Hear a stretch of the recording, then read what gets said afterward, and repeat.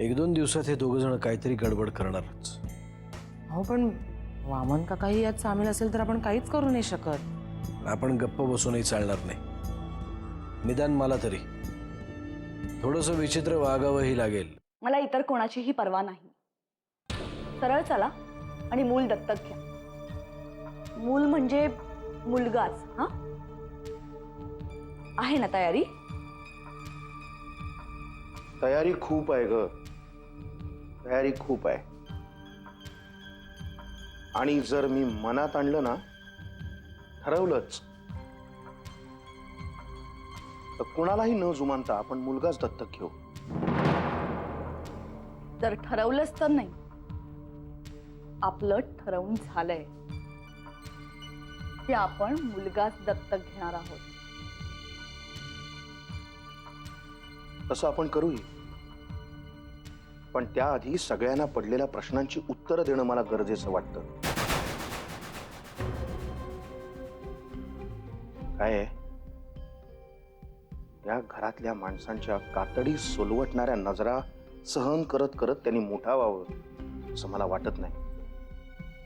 एकदा आपलं मूल या घरात येऊ दे, मग बघा कोणाला तरी मध्ये बोलू देते का. आणि राहिला प्रश्न कातडी सोलवटणाऱ्या नजरेचा, तर यात मला मागे टाकणारं अजून तरी कोणीही या घरात आलेलं नाही. अहिल्या, आपल्याला कोणाशीही स्पर्धा करायची नाहीये. तसंच करायचं असेल तर परशूमध्ये आणि माझ्यामध्ये काय फरक राहिला?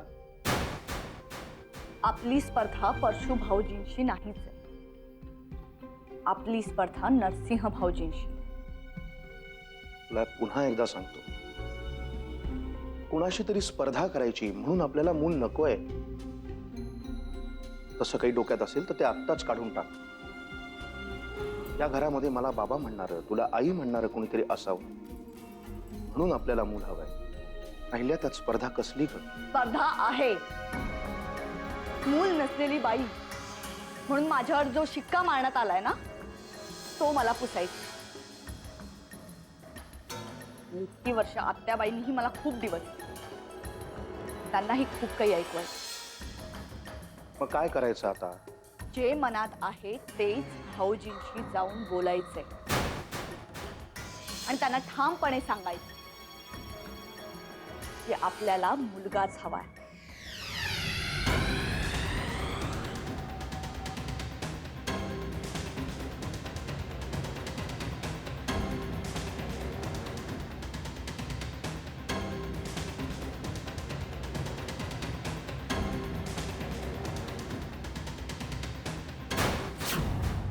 काय म्हणता वहिनी?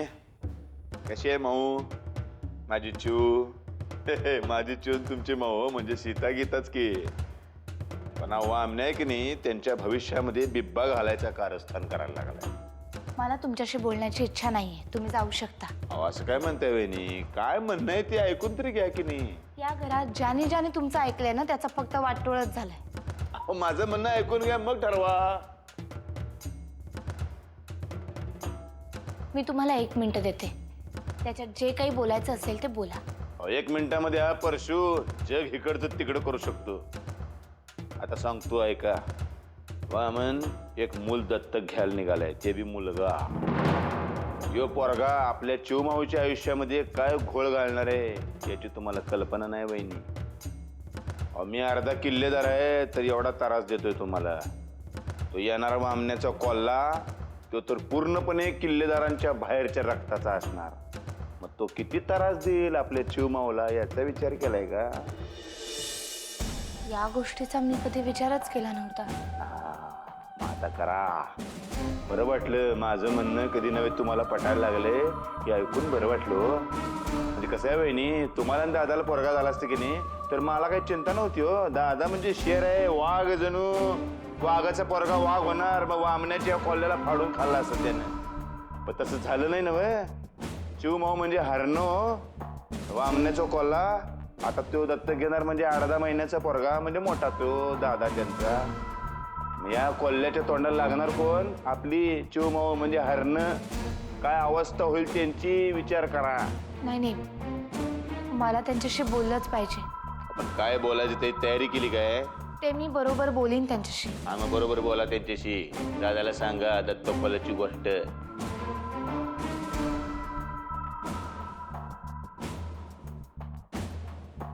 चला जानकीच्या तोंडातून देवच बोलणार. इतके दिवसानं का होईना पण माझं काहीतरी म्हणणं जानकी वहिनीना पटलेलं आहे. चला ऐकूया दत्त कॉलेजची गोष्ट.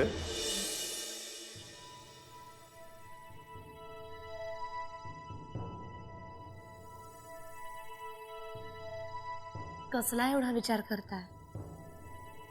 वामन दादांनी जो मुद्दा मांडलाय तो एवढा गंभीर आहे का? वामनने मांडलेला मुद्दा गंभीर नाहीये, पण परशूने जो प्रश्न डायरेक्ट मांडलाय त्याचा विचार करतोय मी. म्हणजे परशूचा विरोध का आहे? तर किल्लेदारांच्या प्रॉपर्टीत तिसरा माणूस नको. पण असं बोलणं म्हणजे सरळ सरळ वादाला तोंड फोडण्यासारखं आहे. नाही नाही, मी त्याच्या विचारांचं समर्थन करत नाहीये, फक्त एक महत्वाचा धागा तुला दाखवतोय. जे मूल वामन दत्तक घेईल ते शेवटी वाढेल आपल्या मुलांबरोबरच ना. या सगळ्या गोष्टींचा विचार झाला पाहिजे जानकी. कोण काय बोलतंय काहीपेक्षा जास्त महत्वाचं वामन दादा आणि अहिल्याताईंना मूल हवंय हे. आणि मग मुलगा दत्तक घ्यायचा का मुलगी हे तुम्ही ठरवाल ना. ठरवा काय? मी मगाशीच स्पष्टपणे सांगितलंय, यात कोणीही कसलाही विचार करण्याचा प्रश्नच येत नाही. ठीक आहे, मुलगी तर मुलगी, पण निदान त्यांना आई बाबा म्हणणारं तरी कोणीतरी येईल ना. आईला फिरली की काय? वामनच्या वागण्याचंच मला आश्चर्य वाटतंय. आधी तो काहीतरी विचित्र वागत होता, मग अचानक चांगलं वागायला लागला. बारशाच्या प्रसंगाच्या वेळी तर किती उत्साहाने काम करत होता, आणि आता अचानक त्यांनी काहीतरी हे सुरू केलंय. अचानक नाही, त्यांनी आधी एकदा विषय काढला होता, पण तेव्हा मीच थोडे विचित्र वागले होते. तू काही विचित्र वागलेली नव्हतीस जानकी, तू योग्य तेच उत्तर दिलं होतंस.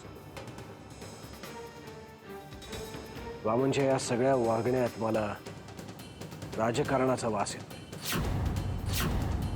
राजकारण आणि वामन दादा शक्य नाही.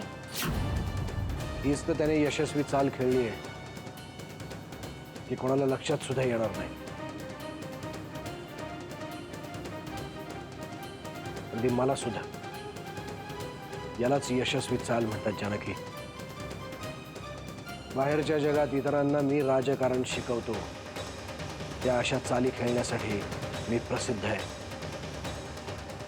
मी इथे वामन माझ्याच घरात मलाच चितपट करण्याचा प्रयत्न करतो.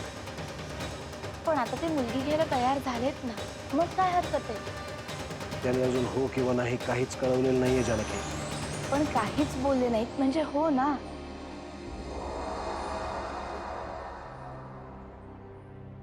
प्रत्येक वेळी शांतता म्हणजे होकार असतोच असं नाही जानकी. बरोबर बोलतोयस दादा तू. केवळ तू सांगितलंस म्हणून मी मुलगी दत्तक घेणार नाही. आणि मला जर मुलगा दत्तक घ्यायचा असेल तर मला असं वाटतं की कोणाचीही आडकाठी नसावी. मी एवढं सांगूनही तुझ्या डोक्यात शिरतच नाहीये काही. कसं शिरणार रे? कारण हे सगळं तू माझ्या डोक्यात कोंबायचा प्रयत्न करतोयस.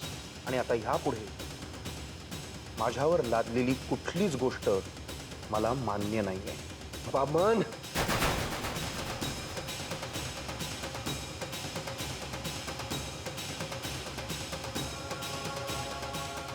बघितलंस बघितलंस, आणि तू म्हणत होतीस वामनला राजकारणातलं काही कळत नाही.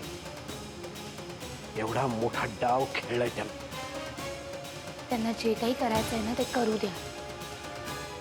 आपण त्यांना कुठल्याही प्रकारची आडकाठी नको करायला.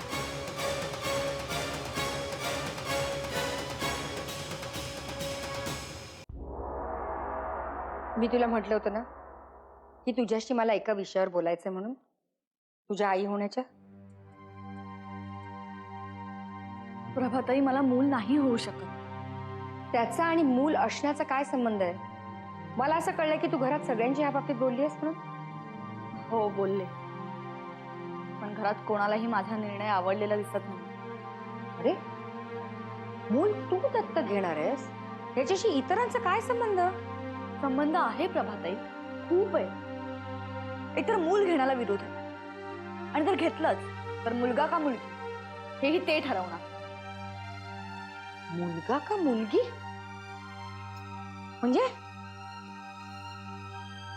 म्हणजे आम्ही मुलगीच घेतली पाहिजे अशी अट घातली आहे त्यांनी. वाट घातली? हे काय आहे ते जरा मला नीट सांगशील का? प्रभाताई, आता आणखी उलगडा करून काय सांगायचंय? आम्ही जर का मुलगा घेतला ना तर किल्लेदारांना वारच मिळेल ना, आणि यांना नेमकं तेच नकोय. नरसिंह एवढा खालचा विचार करेल असं मला नाही वाटत. त्यांच्या डोक्यात यापेक्षाही काहीतरी भयंकर चाललंय. त्याच्या डोक्यात काय चालू आहे हे माझ्यापेक्षा जास्त कोणीच ओळखू शकत नाही. प्रभाताई, प्लीज प्लीज मला या सगळ्यातून काहीतरी मार्ग दाखव. नक्कीच, या कामात मी तुझी अगदी सगळी मदत करेन. मी या विषयावर नरसिंहाशी थोडं बोलते. तुमचं ऐकतील ते? ऐकेलच ह्याची मी खात्री नाही देऊ शकत, पण ह्याच्यावर विचार नक्की करेन. पण जर का आम्हाला मुलगाच हवा असेल तर? ह्याच्या तरचा काय प्रश्न आहे? अगं, मूल तू वाढवणार आहेस, तू सांभाळणार आहेस, नरसिंह नाही. पण त्यांच्या डोक्यात काय आहे ना हे कधीच कळत. तू त्या फंद्यात पडू नको. तू नरसिंहाचा सोड. बाकी कोणाचा विरोध नाहीये ना? म्हणजे त्या जानकीचा वगैरे? हे सगळं तिचंच तर कारस्थान आहे. साळसूतपणाचा आव तर असा आणते ना ती. मला लोकांची बऱ्यापैकी पारख. मला नाही वाटत ती मुलगी एवढी वाईट असेल. हीच तर तिची खासियत आहे. आपण नक्की कसे आहोत हे अजिबात कळू द्यायचं नाही. ठीक आहे, तू काळजी करू नको. मी नरसिंहाशी बोलते. ठीक आहे, येते.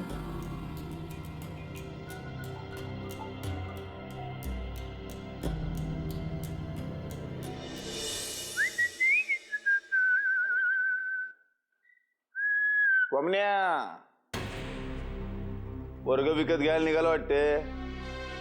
फार घासगीस करू नका बाबा, हलक्या प्रतीचा माल मिळेल. काय परशू, कितीही कमी भावात मिळाला ना तरी तुझ्यापेक्षा हलक्या दर्जाचं तर मिळणार नाही. अरे, मी किती बी खालच्या दर्जाचा असलो की नाही तरी बाप होण्याची लायकी आहे बरं का माझी. अरा स्वतःचे दोष लपवण्यासाठी पोरं दत्तक घ्यायला लागला वय. तुझ्यासारखा खालच्या दर्जाचा माणूसच हा असा विचार करू शकतो. लोक आपला दोष लपवण्यासाठी मुलं दत्तक घेत नाहीत रे. तर दत्तक घेणंही त्या मुलाची आणि त्यांच्या पालकांची दोघांची गरज असते म्हणून घेतात. ये, ही वकिली भाषा म्हणू नको ऐकू. एक काम कर, त्या पोराच्या कानामध्ये सांग, पोरा तुला वारस म्हणून दत्तक घेतोय मी. अरे, हलकटपणाचा कळस झाला रे तुमचा. शी, परशु, हलकटपणाविषयी तू बोलू नकोस.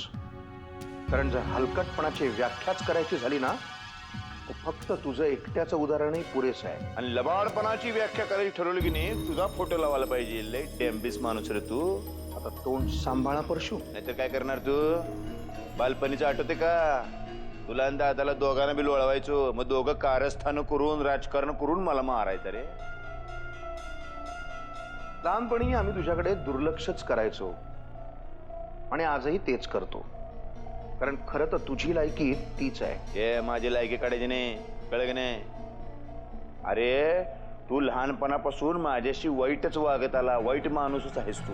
म्हणून देवान तुझ्या आयुष्यामध्ये अहिल्या नावाची वाईट बाई आणली, कळे? आणि तिच्या डोक्यानं चालायला लागलास तू. तुझा सर्वनाश टाळायला लक्षात ठेव. अरे, परशुराम नावाचा एक अवतार या घराण्यामध्ये जन्माला आलेला आहे, कळलं की नाही? आणि तू आणि दादा या राक्षसांचा वध केल्याशिवाय राहणार नाही मी. आता ते काय म्हणतात ते माझं विश्वरूप दर्शन दाखवण्याची वेळ आलेली आहे. परशु, एकीकडे स्वतःला अवतार म्हणतोय आणि दुसरीकडे मी जो मुलगा दत्तक घेणार आहे त्यालाही घाबरतोय. चल, आज तुला उघड उघडच सांगतो, मी मुलगाच दत्तक घेतोय कारण किल्लेदारांच्या प्रॉपर्टीला वारस हवा म्हणूनच. कळलं? जा, काय करायचं ते कर.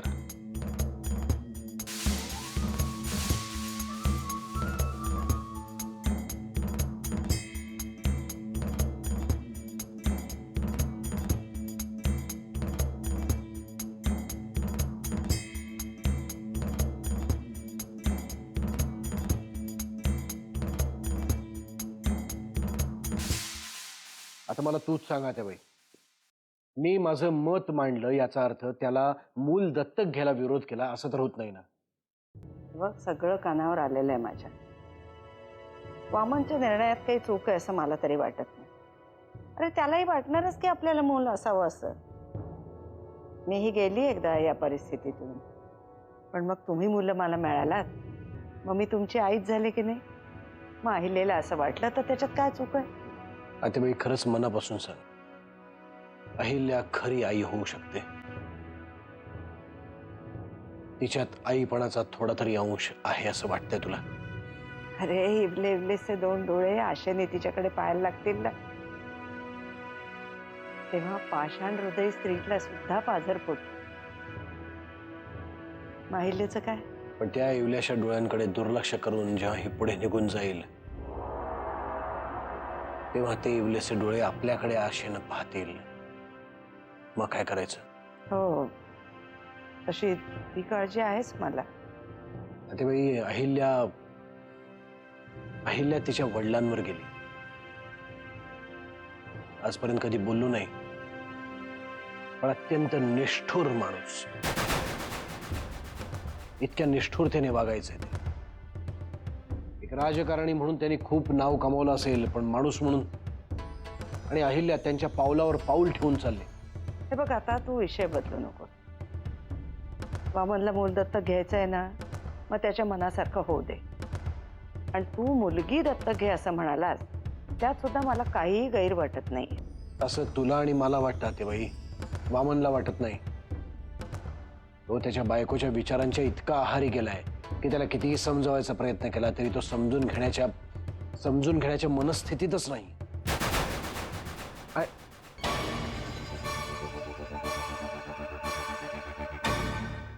काय रे, अचानक थांबलास का? माझ्याबद्दलच बोलत होतास का? अगं, तुझ्याबद्दल काही बोलायचं नाही आम्ही. माझी तुमच्याबद्दल कधी तक्रार असू शकते का? पण मग माझ्याबद्दल तरी का असते? आता बघा ना, त्या अहिल्याला मूल दत्तक घ्यायचे तर तुझी का आडकाठी?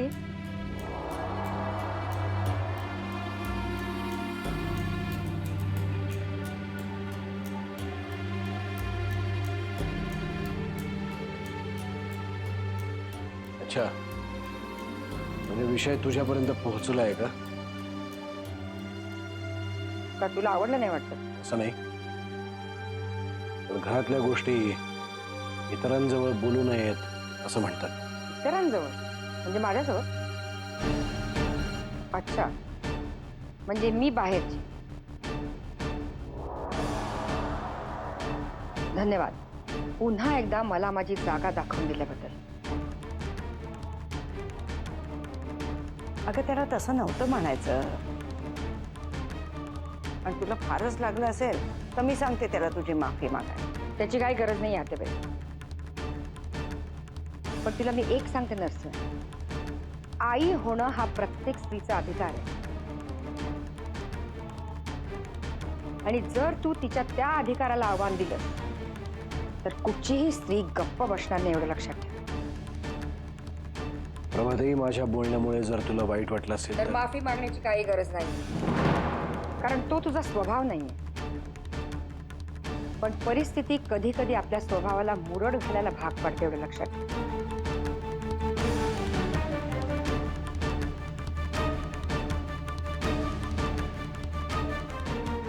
आता मी येते मी. हां हां राहू दे.